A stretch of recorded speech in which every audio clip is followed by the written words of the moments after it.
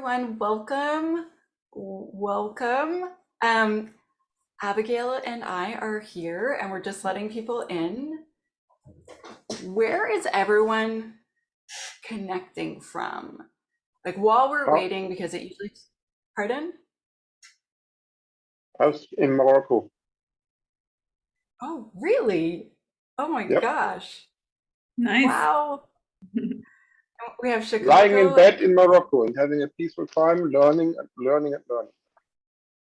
that's awesome. I'm in Canada. I'm on Vancouver Island. Abigail, what is the big city that you live very close It's to? not quite so big right now.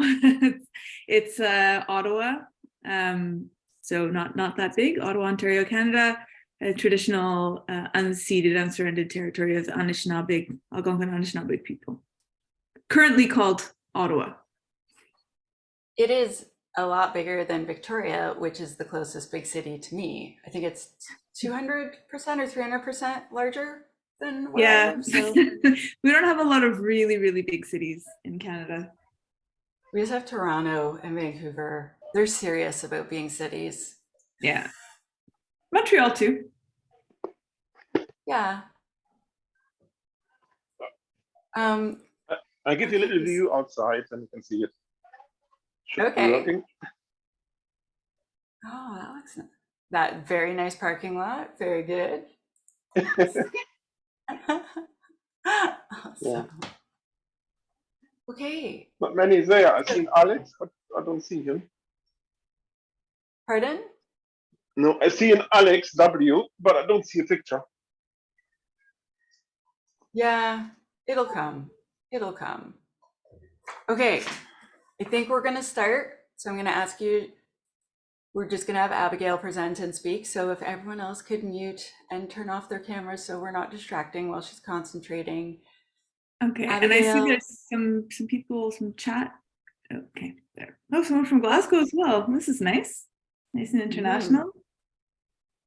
So I'm just going to introduce you and then we can go. So welcome everyone. I'm Tanya. I'm your host of this We Hack Purple stream. And today we have Abigail and she will tell you about herself and more importantly, well, also digital self-defense in a post-Roe world. We're really excited to have her. I've been hassling her since November to present for us and she said yes. So I will let Abigail take it away. Okay, great. Thank you very much for inviting me. My name is Abigail Dubinieck, and I am a lawyer and privacy professional and privacy geek, based currently in Ottawa, but I've lived in many parts of the world and spent a lot of time helping clients understand and navigate how to implement increasingly complex privacy laws and data protection laws.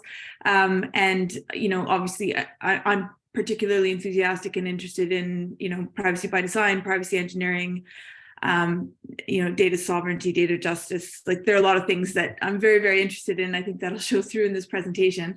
I've done a version of this presentation twice before. So this is the second time I'm doing the sort of developer edition, because I know the We Hack Purple community, a lot of you are either, if you're not developers, you're interested in or in security as well. And so that's sort of the focus I'm taking today.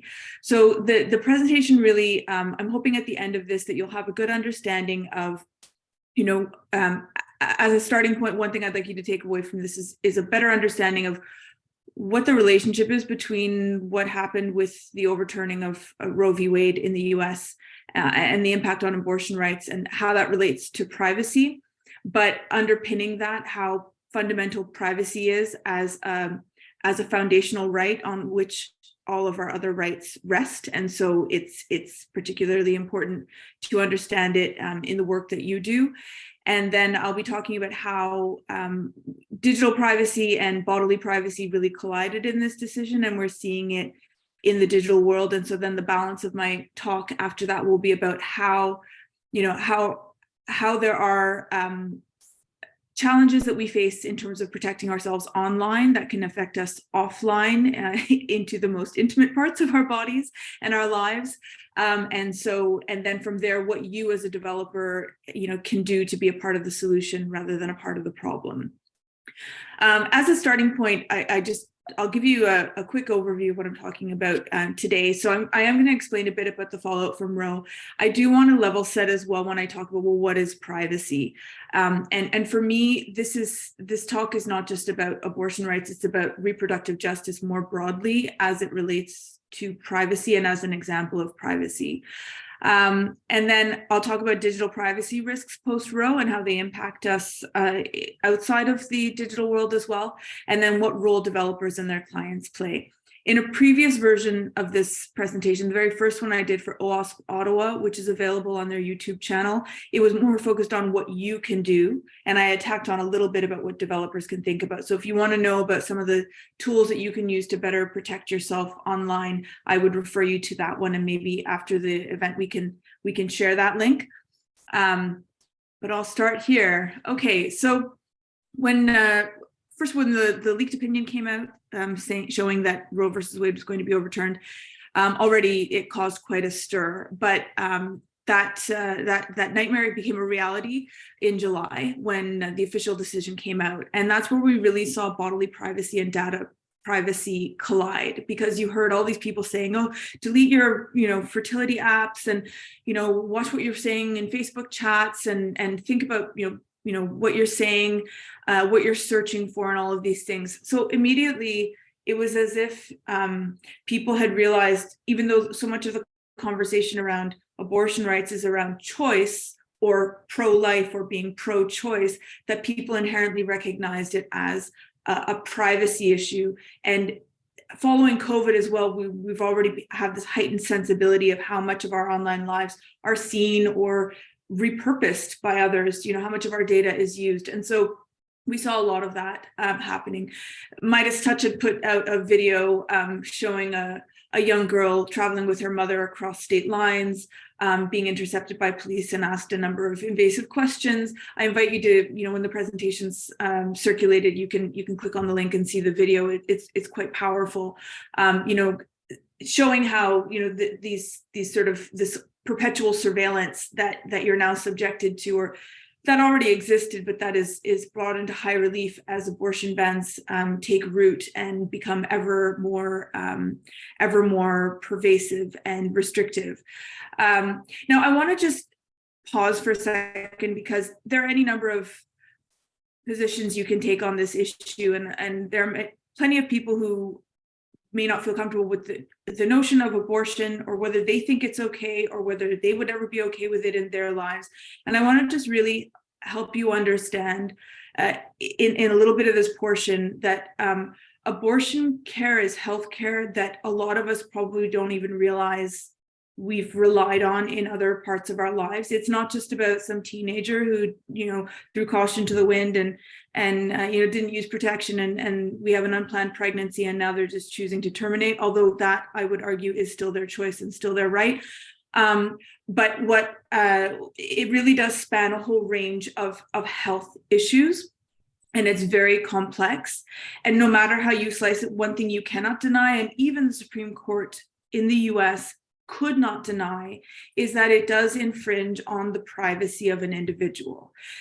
The difference is that by imposing abortion bans or upholding abortion bans, they have concluded that there is a legitimate state interest. So there's a government interest in limiting a pregnant person's freedom, or a person who has the potential of becoming pregnant's freedom, in exercising any kind of control over their bodily autonomy when it comes to pregnancy, childbirth, and all the stages in between.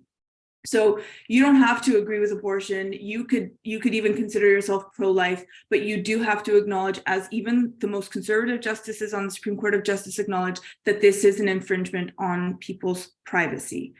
But what I want to explain here is that, so we have an example of, early on after this, we had situations of women carrying even unviable fetuses. So no chance of that child living, the abortion bans being so strict that it doesn't matter, because a fetus that is not developing a skull still could not be justification for an abortion in this particular case in Louisiana. So she actually had to travel long distances to New York City to terminate her pregnancy. And she chose to do this very publicly. So we have something very intimate and very private, but that for the sake of reclaiming her bodily autonomy, she was forced to make very public something that would ordinarily be very, very private. And so it's just one example of the different ways that privacy intersect. And she shared, she put herself out there, which was very courageous, to share just how challenging this is. And that was due to legal uncertainty in that case. Since then, there have been, and even before then, there was a lot of fallout from efforts to control women's ability or pregnant people's ability to make their own reproductive decisions. So there was the Texas bounty hunter abortion ban, where basically deputized anyone to go after anyone who was seen to be assisting in some way a pregnant person with terminating their pregnancy. And so this calls for and requires perpetual surveillance and snitch lines and snitching and a bounty, and basically was modeled after the slave sort of the slave patrol kind of concept that the US had. And as I'll explain shortly after this, there are white supremacist roots to the anti-abortion, anti-reproductive rights. I think it's a through line that goes right back to the original sin of slavery, which you will see, and I'm talking about in the US context, which you will see in this presentation. So we've had cases, not just in the US, in other countries as well. Mexico was one example of women being jailed for having miscarriages. Now, any of you who have tried to be pregnant, and I should have put a content warning. Sorry, Tanya, we should have said a content warning. I will be talking about some very difficult subjects here, and in some cases, somewhat graphically, because I want to illustrate the point. But miscarriages are actually really common, and pregnancies, even pregnancies that we want, don't always work out. In my life, I know plenty of women who bore the frustration of trying to carry a pregnancy to term, who lost who lost a pregnancy even well into their second trimester, sometimes found out much later, closer into the third trimester, there was no chance of the child being viable. I know one woman who chose to carry a fetus to term, which she knew had a very, very, very low chance because it hadn't developed a kidney or properly developed its kidney, had very low chance of survival, but had decided she wanted to carry the child to term and put it in hospice care for the end of life. In the end, the fetus didn't survive much past a few minutes post-birth, and that was her choice. It's not a choice I would have made, and I wouldn't impose on her the choice of terminating in that context either. And we have the example of Chrissy Teigen saying, when she talked about her loss and her miscarriage, yes, the baby was unviable, but what they actually had to do to terminate the pregnancy was what we would call an abortion. And even in the case of a miscarriage, your body doesn't always fully evacuate the fetus, and so you do need, a D&C. A miscarriage actually has a medical term called spontaneous abortion, and there was a recent story a couple months ago that I heard about, very disturbing, of a woman who presented in the emergency room, bleeding completely through her jeans. She had bled completely through, who was turned away from the hospital because they were afraid to admit her and put on the paperwork the cause for her bleeding, which was the medical term spontaneous abortion, for fear of reprisals against the doctor. So they had to send her home and tell her to just manage it.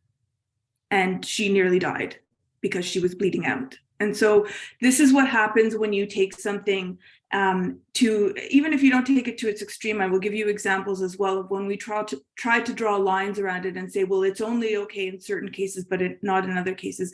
We also run into situations.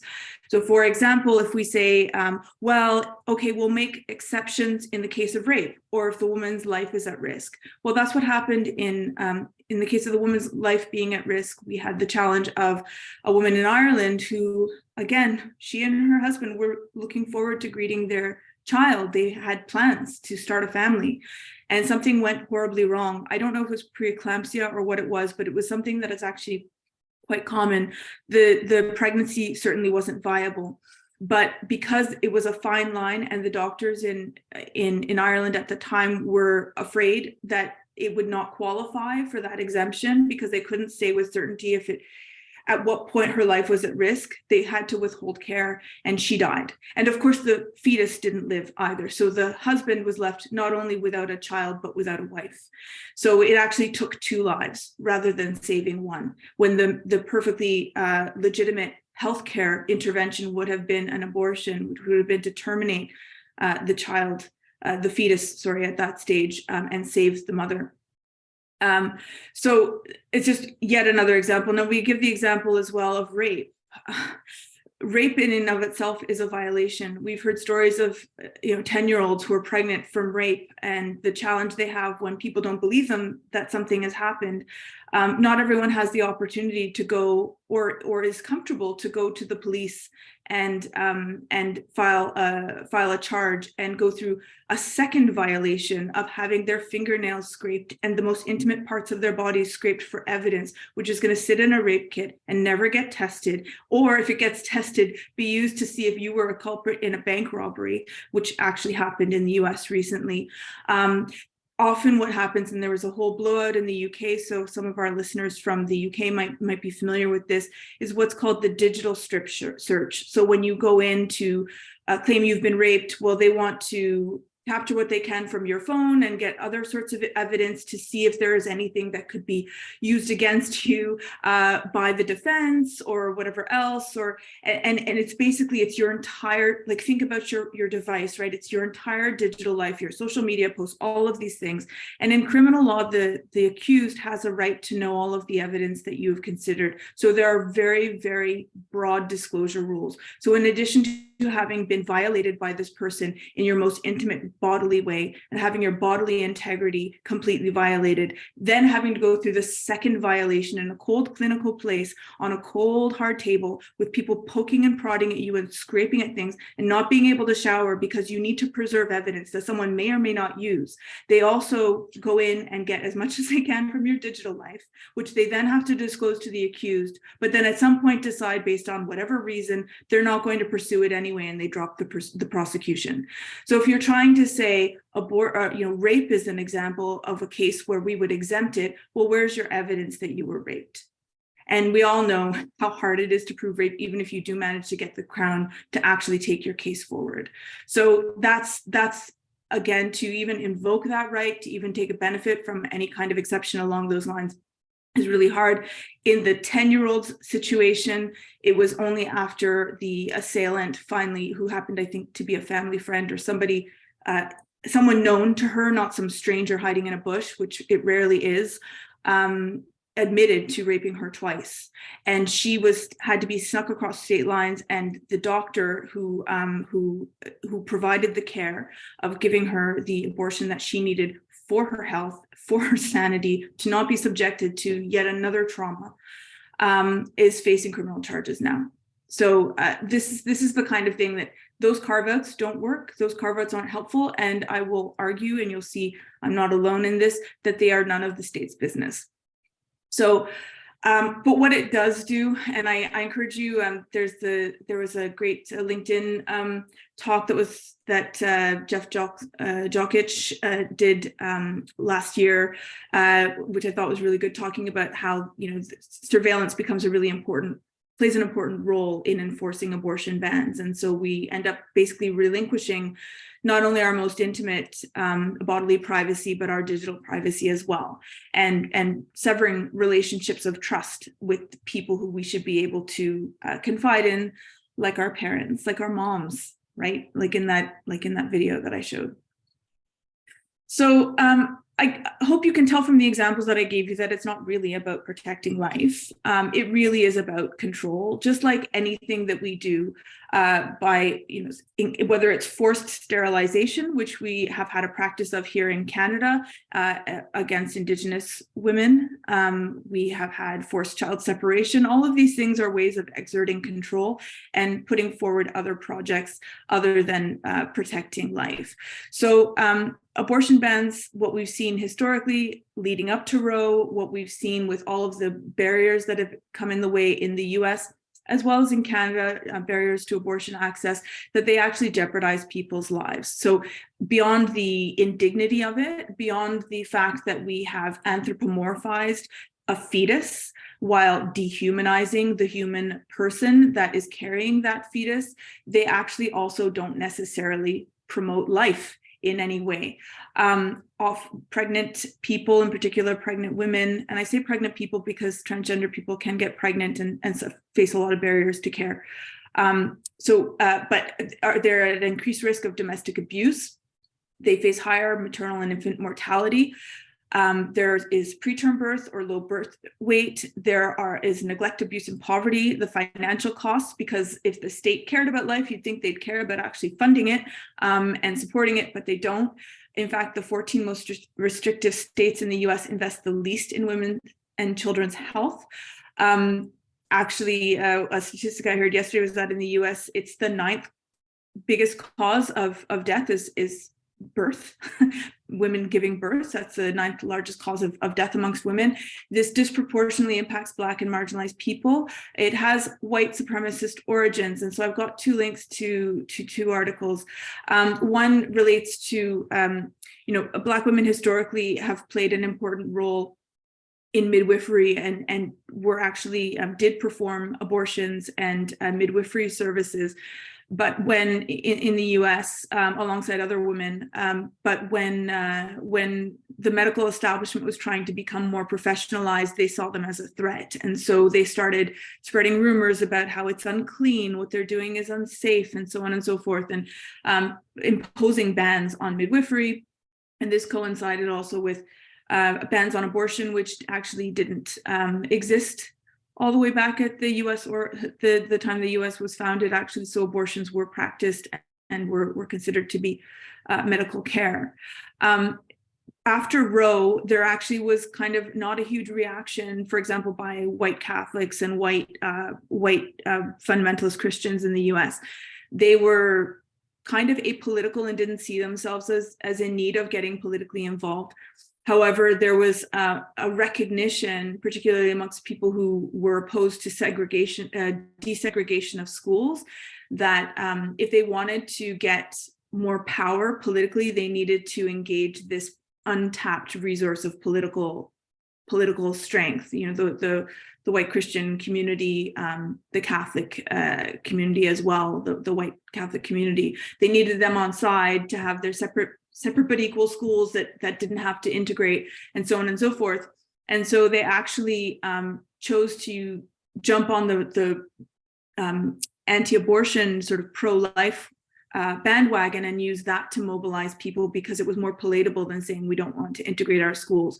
So getting these people politically charged gave them a political voice and influence, and then they could use all sorts of other persuasive measures to enact other laws that were within their interest. And I'm not making that up. There's actually a whistleblower from that movement who explained that was actually the tactic. That was explicitly what they wanted to do. So I could go on and on.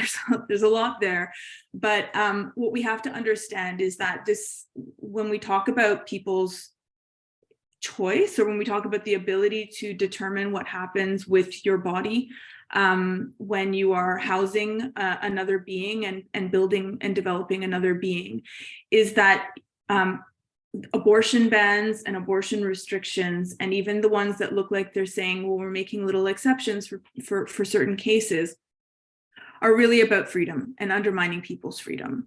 So Joy Reid, she's the host of a show called The Readout, recently was saying, she's been talking about this a lot, about free states and slave states for women, because your womb effectively belongs to the state. And not even your womb. I mean, before you even get pregnant, the ability to get birth control that's an issue that has been a fight in the US and continues to be at risk, right? The abortion pill is something they're trying to outlaw all across the US. A judge in Texas is trying to do that.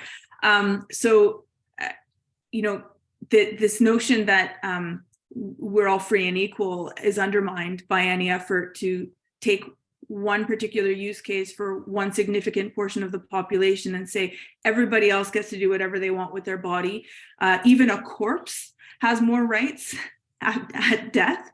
So I don't know how many of you have volunteered to donate your organs after death to science, or how many of you, and this might be painful to hear, but if your child or if your close family member needed a bone marrow transplant to survive, or needed a kidney, no law that I am aware of could compel you as a parent and say it is your legal obligation to donate your kidney or your bone marrow to that person. And no one, as far as I know, there's no country, as far as I know democratic country or purportedly democratic country that says you have to donate your organs upon death. So even though you are dead, those organs belong to the state now. There's nothing like that. So even a corpse has more rights and bodily autonomy than people who can get pregnant. So forced birth, forced sterilization, which I hinted at, there's actually a class action underway in Canada on that. Forced family separation at the US border, forced family separation through child separation policies here in Canada that continue even today with things like birth alerts. They all fall within the same spectrum, which is that they are restricting reproductive rights and justice. They undermine bodily autonomy and integrity, and they absolutely undermine people's dignity and their self-determination, whether it's the self-determination of individuals or communities. Even Shirley Chisholm, the first Black woman to run for president in the United States, had herself been a victim of forced sterilization. So it's really not that old a practice. So I strongly encourage, in fact, I almost want to say, like, the first 3 people who DM me, I will buy you this book if I can buy it. I don't want to buy it on Audible, but I'll, like, if you use an iPhone, for example, I'll buy it on iBooks or whatever. You have to read this book. You absolutely, at a minimum, have to read, sorry, this is meant to be chapter 16. Chapters 16 and 17, you absolutely have to. Elie Mystal, he's a constitutional scholar, writer, commentator, and he's brilliant, and he's really unpacked the whole notion, this sort of originalist notion that the Supreme Court had tried to embrace, to unpack it and say it doesn't hold water. When they tried to find that there was some kind of rights of the unborn that was ever contemplated by the US Constitution and its framers in the early days, is completely not borne out by the facts. In fact, this quote, I'll just have to read it to you because this thing is brilliant. Don't you dare say the rights of the unborn to me. Don't you dare fix your lying mouth to tell me that these people, white slavers, who condemned their own progeny to bondage and torment for the sin of being conceived in the womb of a colored woman, and by that way that would have been by rape, a woman they would continue to work and rape while she was pregnant with their child, gave one damn about the health and safety of the unborn. Even white women, he explains earlier in the chapter, the women they liked, if they became widows or if they had children out of wedlock, no protection was given to their children. There was no sense of duty by the state to take care of anyone in that context. So there's a lot of unpaid labor that happens. I want to share also with you this quote from Jacqueline Keeler, again, which puts it in another light. So she's a Diné Ihangtonwan, a woman from Dakota, so Indigenous woman in Dakota, talking about the impact of striking down Roe v. Wade for Native women and girls, making them even more vulnerable. So in Lakota and Dakota traditions, there was this concept historically of, if you had children too close together, that the one that came after was the one in between was the killed child. So the idea being that if parents, if you want to ensure the well-being of your children that already exist and not only survive and thrive, then you want to make sure that you can actually provide for them and have them close together.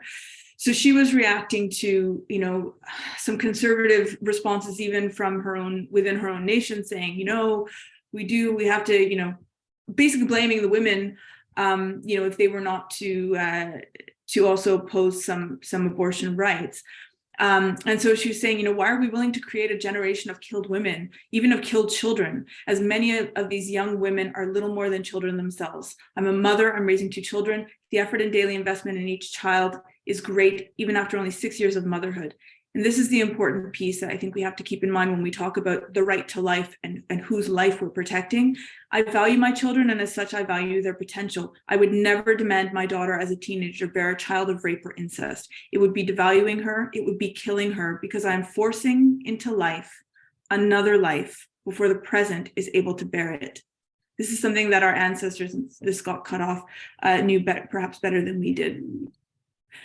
So that brings me back to this whole notion of, well, so what's the exception here, and what's the privacy link as well? Well, if we're going to talk about principles, if we're going to talk about rights, then we have to recognize that one of the fatal flaws, as Ellen Mistel points out in the US Constitution, and this originalist notion, is that women weren't conceived of as full equal people under the Constitution. But if you recognize them as full and equal people, then you have to believe that there's a right to privacy that underpins all of those other rights in all of the different amendments that you have in the US. The right to be free from forced labor, the right to be free from cruel and unusual punishment. All of these things are engaged. The right to freedom of religion, right to practice your own religion, freedom of expression, all of these things, freedom from unlawful search and seizure and perpetual surveillance. All of these rights are engaged and undermined by abortion bans. There are actually court challenges going forward on religious freedom rights and on the right, the basis of the right to equality and the right to be free from cruel and unusual punishment, because it is labor. He describes it really well in another passage of the book where he replaces fetus with state's interest or legitimate state interest all the way through, and it's really compelling. But yeah, so within the Jewish faith, apparently this is actually literally these abortion bans are imposing a Christian dogma on the Jewish faith and hindering full practice of the faith, according to some of the protesters and court actions underway. Other faith groups as well, Muslims, Hindus, various people have raised this issue. And the 13th Amendment is the right to be free from forced labor. The 8th Amendment, the right to be free from cruel and unusual punishment. Again, just to reiterate, and Elie Mystel's done a wonderful job, sorry to be quoting him so much, there is no other aspect of child rearing where we force people to labor for their children. They can literally push them out and drop them off for adoption. They can refuse to do any number of things. We cannot force them to take care of their children. So this is the only aspect of childcare that is forced, and it's unpaid, and it's cruel and unusual, especially when someone doesn't want to do it, given the high impact of pregnancy on the body. And now I've given you a lot of examples from the US, and because this is Roe v. Wade, we are focusing on the US, but let's not be smug here in Canada and in other countries that are tuning in. Okay, so in Canada, there has been a 30-year fight in PEI in particular, with the PEI government that decided, despite the fact that the Constitution is the supreme law of Canada and the Supreme Court of Canada weighed in on the Constitution and concluded that the criminalization of abortion services was contrary to the Constitution and decriminalized it. They decided they were going to impose a really, really strict policy. I encourage you to listen to this podcast where they detail the challenges that some women faced, but they've actually started to gather some stories about the harm. To give you one example, some women left their communities and were never came back. They knew that going before the panels to justify their need for an abortion would be a long and delayed process. They used to joke that you needed to book your talk before the panel before you were even pregnant. So it was really brutal. Women who traveled out and then who had to travel back, after their abortions. One woman described how ashamed and how embarrassed she was as she was bleeding out, because after you have abortion, there's a lot of blood afterwards. It doesn't just end like that. And she, how humiliated she felt. I mean, talk about a violation of your privacy. You can't hide that on a city bus or a bus going, interprovincially and traveling. So in the US, not surprisingly, people voted for privacy. The US Constitution at the time Roe v. Wade was decided on the basis of the right to privacy. And so that's how it's been framed since then. But as I mentioned earlier, there are many other constitutional grounds on which it would be justified to fight abortion bans. But it actually delivered a unified control of the state in Michigan, for example, and led to a number of other competitive races being tipped in favor of the party in favor of choice and abortion access. So what is privacy? Now, we've been talking for a really long time and we're pretty far into it. Well, privacy is not about keeping secrets. It's actually about something much broader. So when we talk about data protection, and hopefully you can see my slide despite this, when we talk about data protection and our privacy laws, usually they're about informational privacy. And so we have sort of 10 fair information principles that apply, right? So you have to be accountable for what you do with people's personal information. You limit how you use, share, and disclose that information. You need to make sure that what you've got is accurate, that you are respecting people's rights over their data because it's theirs, not yours, right? Keep it secure, from breach, from misuse. Make sure that if people do have a complaint, that you respect their complaints and respect their autonomy over their personal information. Give them control and choice. So consent is something you're very familiar with. Have a real purpose that is legitimate and appropriate and justifiable. Necessary and proportionate to what you're trying to achieve, and limit the collection of what you're doing. And then, of course, you have to tell people what you're doing. So in terms of fair information principles, privacy laws are about much more than just keeping it secure, which you can see is just one of the 10 things that I've listed here. But privacy is much broader than that. So it's also about self-determination. So when we think about privacy harms, they can go beyond data, right? So it can be a matter of interfering with your choices. Will I talk to my guidance counselor about my concerns that I might be pregnant because is she going to have to tell somebody else? Will I use this app because I don't know if someone's going to be sharing that data with somebody else? So you change your behaviors when you feel like you're being surveilled. If somebody asks the question like, so do you have any kids or planning to have any kids? In the middle of a job interview, you may be worried that, okay, if I get it, well, or if I don't, if I tell them my plans, I won't get hired, right? So you don't have to necessarily collect people's information to invade their privacy. In fact, you can do a lot of things and spread misinformation about them and impact their privacy in really significant ways. So for example, these are just a few examples of privacy harms and consequences. I gave the example of surveillance or interrogation. You modify your behavior and you lose trust, right? So the delete your fertility apps thing that everyone was saying, that's a behavioral change that you undertake because you believe you're being watched, or you may actually be being watched. Decisional interference is another one where it undermines your freedom of choice. So you think of a situation of angry protesters outside a clinic, or somebody who is constantly feeding you targeted ads, which happens with information or misinformation about what an abortion involves, pictures of Gerber babies, or an aborted fetus. These are all things that are designed to interfere with your decisions, either by giving you false information or just trying to shame you or do other things. Then there are things like intrusion and extortion, which imposes an emotional tax and burden on you and can intimidate you. So there was a lot of reporting in Canada about this kill list for journalists that was, people sending these horrible emails to them.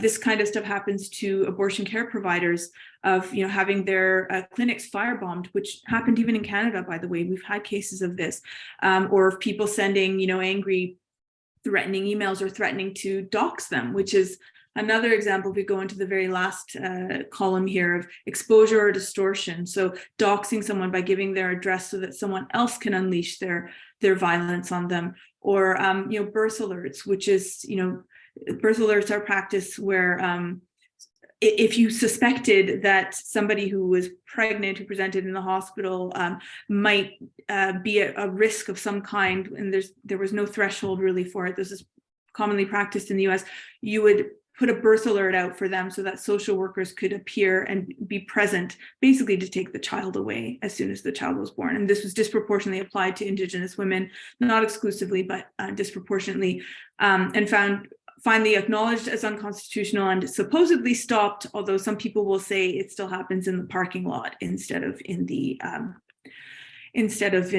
hospital room.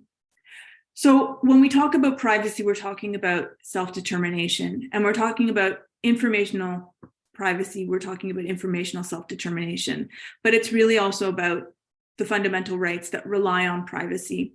So if you if you don't have privacy, it's really hard to have equality. It's really hard to practice your religion or your beliefs. It's really hard to do a whole lot of things.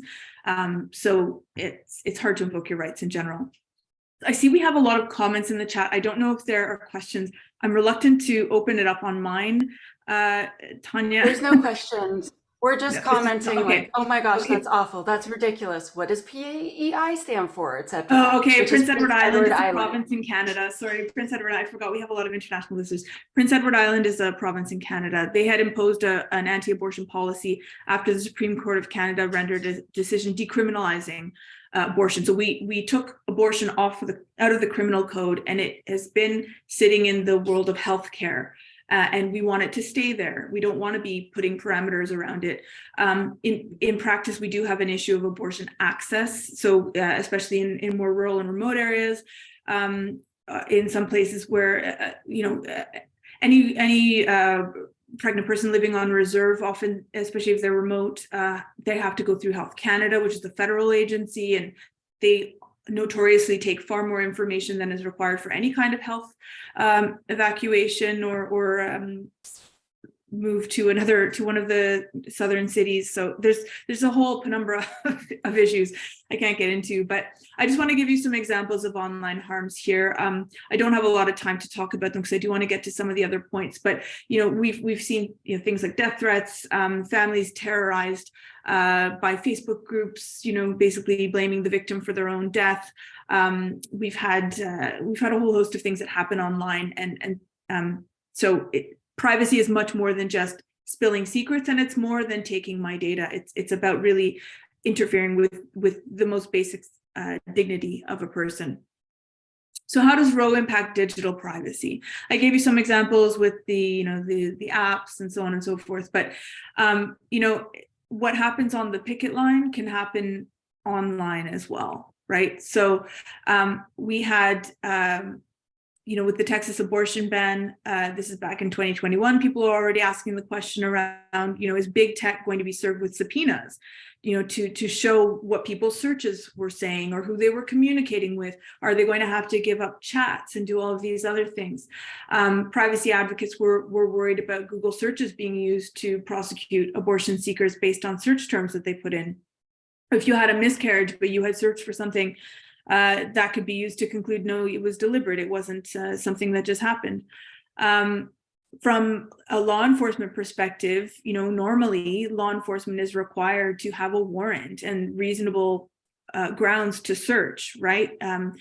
That's the extra bit of protection that you have for that encroachment on privacy, which we consider to be legitimate if it is to protect the public, right? That's one of the reasons. Well, even if we were to acknowledge that abortion bans are even if we were to say that abortion bans are a good thing and that there's a legitimate reason for it, because of all of the copious amounts of data that are continuously generated and shared and used and manipulated about us online, police don't have to go to the courts. They just go right ahead and they just use their own off the shelf tools.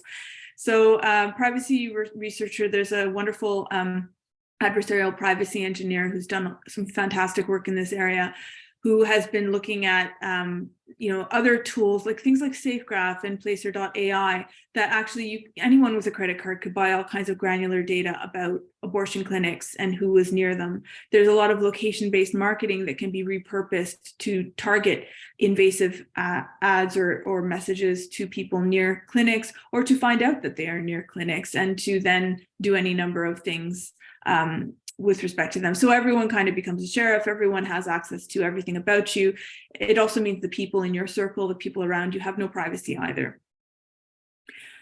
And then even the unintentional sharing, and this is the hardest part, and where I really want you as developers to pay very close attention, is that sometimes websites that we build for the purposes of helping people can actually result in unintended sharing. So there were a number of hospitals, and these are like top hospitals in the US, that were unwittingly sharing patient health information with Facebook because of the metapixel that they had on their website. Many of them were not even aware that this was happening, because a lot of plugins are by their nature leaky. They're kind of Trojan horses in a sense. And I know the word Trojan horse has a specific meaning, and I use it deliberately because it's meant to allow you to share, or your visitors to share the content really easily that they're getting from your website, but they bring in all kinds of other code that basically they build a pipeline of data from your website to wherever they want to go, and then they use it and they repackage it and they enrich it and they do a bunch of other things. Hey Jane, which was the online abortion pill provider, they had tracking tools on their website. I don't think it was intentional. I want to give them the benefit of the doubt that it was intentional. They said they were going to take a closer look, but in this case, it was things like personal information from people who were reviewing the site, some of the analytics code and the pay gateways. These sorts of things are used to track people and gather information about them. You have things like Clue, which are meant to track your period, but then data brokers can and their clients can have access to that as well. And this stuff then gets dumped onto the open data market, which anyone can purchase. And then sometimes more nefariously, it's actually intentional. So there are anti-choice groups that are using things to target women during their visits to abortion clinics, or to target disinformation, like targeting ads, and this is an example again of Facebook. So people were looking for medical abortion options. They were looking for the abortion pill. Facebook had downgraded ads with legitimate information or posts with legitimate information, but did not downgrade the ads that had this controversial abortion reversal procedure, which is dangerous and unfounded in medical practice, and being hyper targeted to people likely to want to seek that based on information they already have on them. So where do they get all the data? Well, they get it from you sometimes, whether you like it or not. Your website, your app, your mailing list, your smart speaker, your likes, your views, your groups, your photos, your contact list. They get it and they share it literally around the world, right? Where anyone, it's up for grabs for anyone. And the web was designed this way and apps are designed this way. And despite all of our best efforts with all of these stringent privacy laws, people are still designing their apps and designing their digital properties to capture all kinds of digital cookie crumbs about us. So back in the day, you had the Stasi, you had MI5, you had all, the CIA and all these agencies that had to have these super fancy tools. Now you just need to do a bug sweep of your own home to make sure that you're not being perpetually watched and surveilled. Then there are also all the different data breaches that have happened. You can take that information, you can cobble it together. It's all available on the dark web. Cobble it together and you can build a really rich profile of someone. And then we've got other things. Your phone, basically, it's a wonderful tool. It opens you up to the world, but it also, a lot of the apps are designed to be very invasive. A lot of the things that we do on it are smart technologies, our Roombas, our smart TVs, our Fitbits. These things are literally listening to our conversations and monitoring things like, you think about your Fitbit, the various health data that it's capturing, the temperature sensors. We've had a slew of cases in Quebec here in Canada where there's strict rules on biometrics, and all these employers who are trying to take people's and track people's body temperatures, even though it hasn't been established to really be a marker necessary of infection and infection risk for COVID, but does present a very serious risk of other health information being revealed, including things like your pregnancy status or your hormonal status. So it's basically, this all boils down to surveillance capitalism, which Shoshana Zuboff wrote an entire book on it, really brilliant book. But basically, it was designed to monetize people's attention and monetize the information that you have on them. So you can give them hyper-targeted ads, you can serve up exactly what they want. But really what it does is it undermines our dignity and choice. And turns us into objects of study rather than people with real agency. It's used to modify our behavior. She calls us data carcasses. We've eventually become data carcasses, and we lose our sovereignty as a result.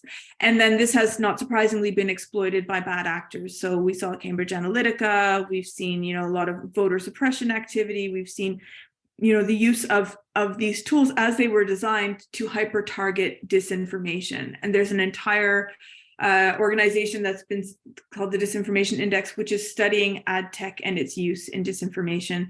And there are two women from Check My Ads that have created an entire not-for-profit around this, where they are literally going after the ad networks to stop funding hate and disinformation, which is what they're effectively doing, and by people taking advantage of ad fraud and the opaque nature of it. Maria Ressa, she's the Filipina journalist who has won the Nobel Prize, and she was sounding the alarm even before Cambridge Analytica, because she had witnessed in the Philippines how Facebook was being used and Facebook data was being used to manipulate people's voting choices and spread disinformation. And so she was sounding the alarm. It fell on deaf ears, unfortunately. Brexit, the US 2016 election, all of those things, had people taken the steps that she was advising, then it could have been a different outcome. But she talks about how there's kind of these invisible editors of our information ecosystem. It's the algorithms, right? And no one knows what's in the secret sauce, but they do things like amplify misogyny and racism and hate and disinformation, including disinformation about things like reproductive rights. And so, that surveillance for profit model is built on us supposedly consenting, but we can't consent to something that we don't really know or understand. And then it basically, says, well, you can use this lovely tool, and it dangles this shiny, wonderful thing in front of us, but if, you have to give up a lot in the process. And we do pay. We pay. It has literally cost lives.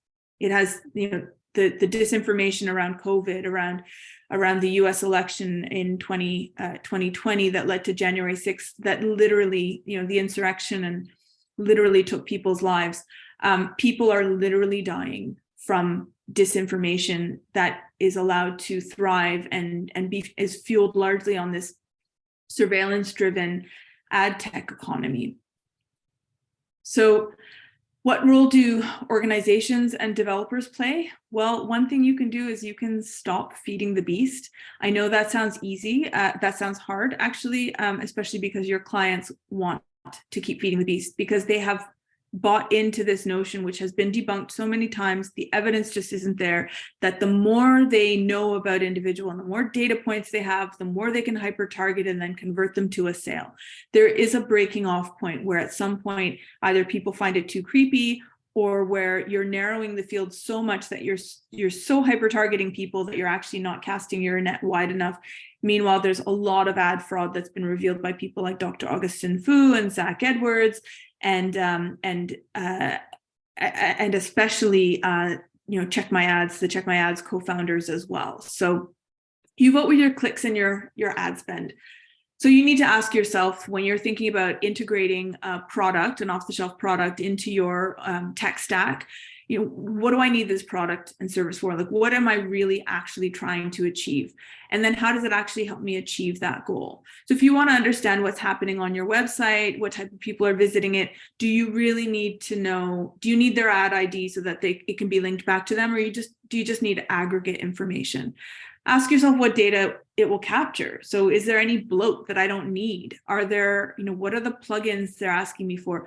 What's in the coding libraries and the SDKs? I had a client that was trying to build a product on fully, their whole marketing strategy, their whole thing was that it was built on privacy by design principles, but they were rejected from the Google Play Store embarrassingly, because their SDK, it turned out, was looking for things like persistent identifiers like ad ID and device ID and so on. So, this is supposed to be a zero knowledge platform, and somehow you're asking for all this very identifiable stuff. So even Google Play Store rejected them.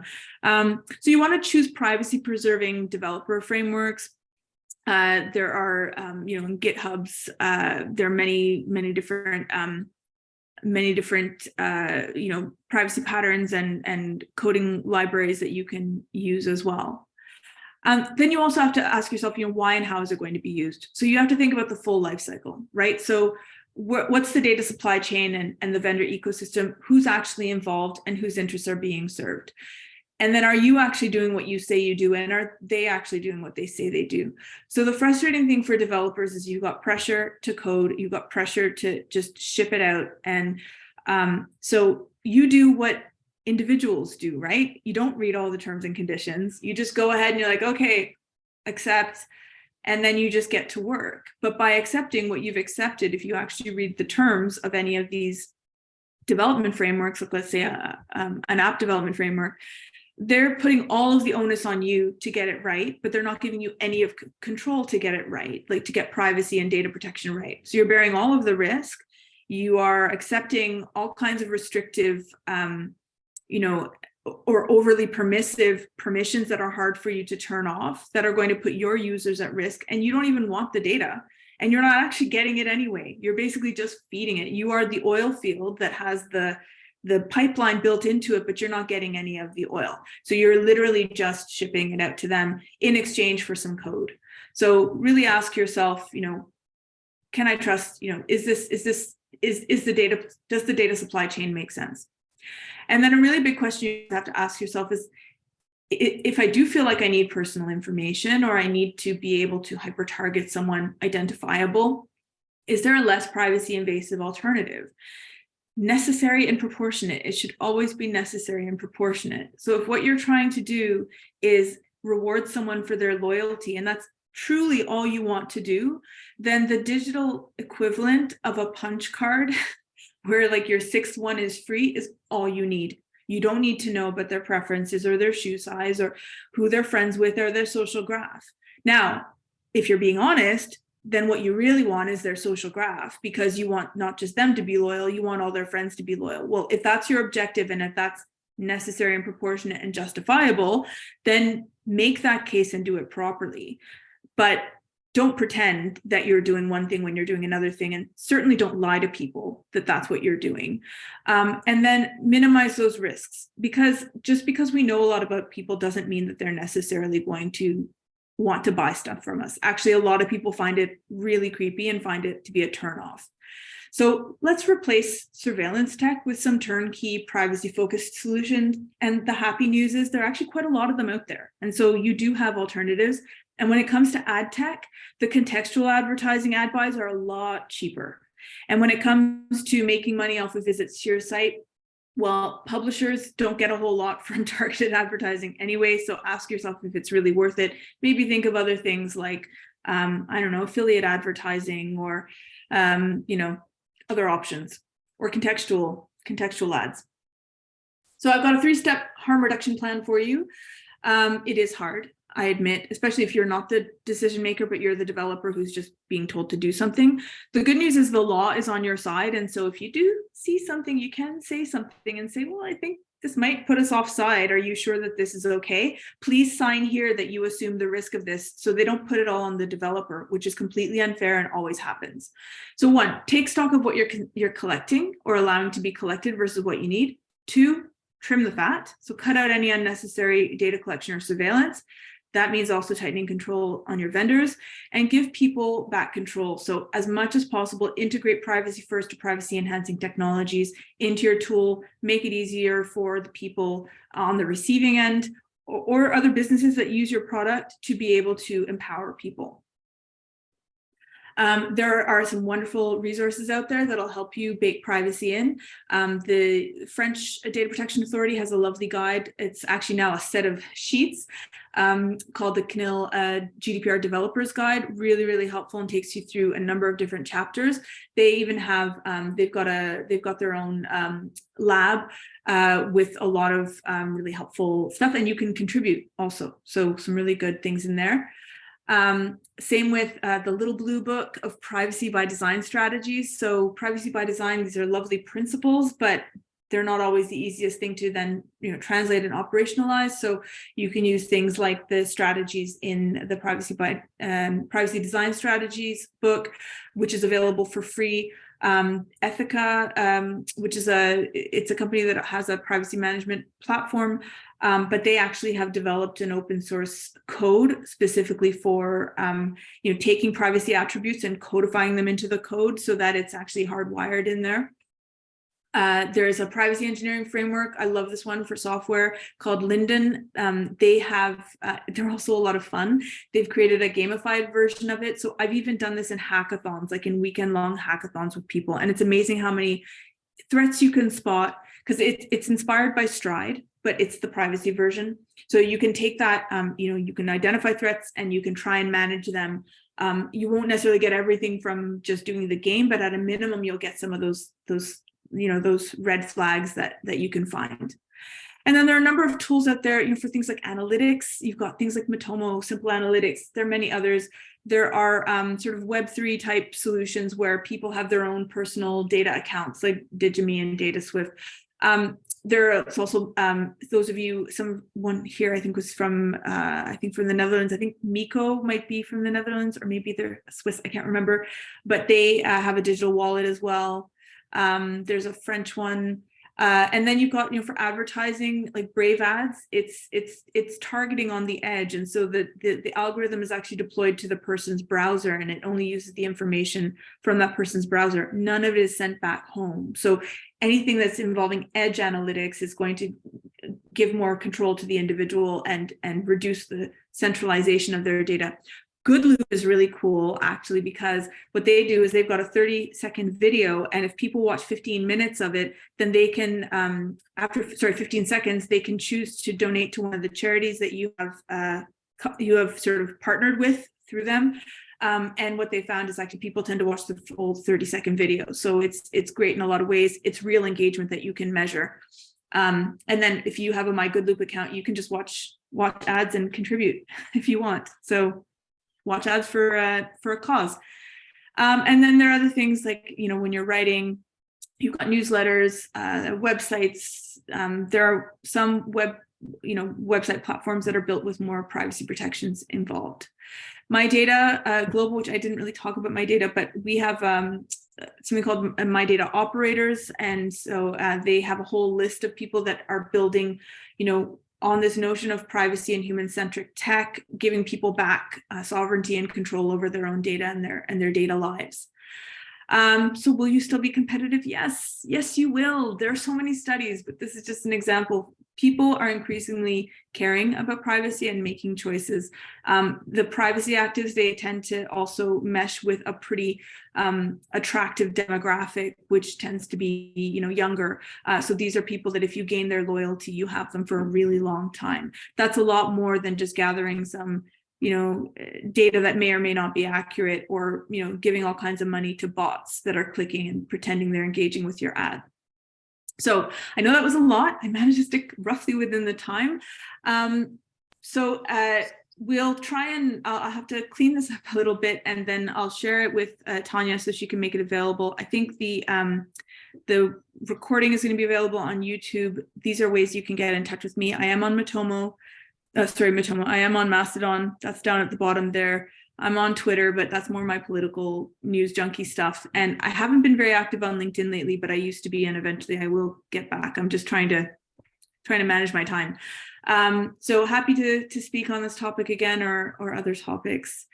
So over to you, Tanya. Thank you for your patience.